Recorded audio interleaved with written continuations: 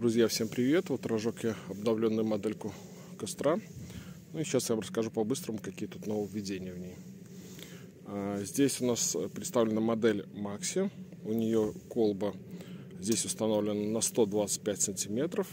Можно опционально брать на 100, можно на 125.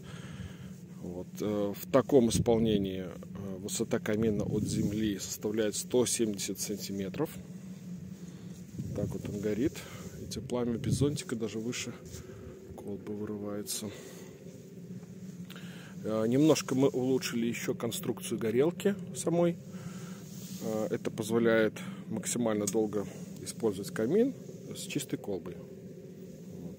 Даже потом, когда она немножко налетик на ней появляется, она очень хорошо моется водой в течение буквально 2 минут. Так вот он горит. Еще одно нововведение — это вот такая вот специальная лопаточка. Она предназначена для более простого обслуживания камина. После работы в ней собирается пепел, и она вытягивается вот так, и высыпается пепел.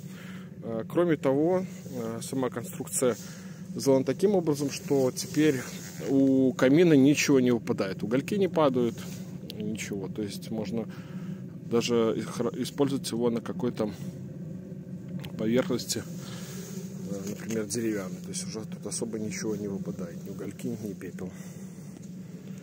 Вот такая вот обновленная моделька.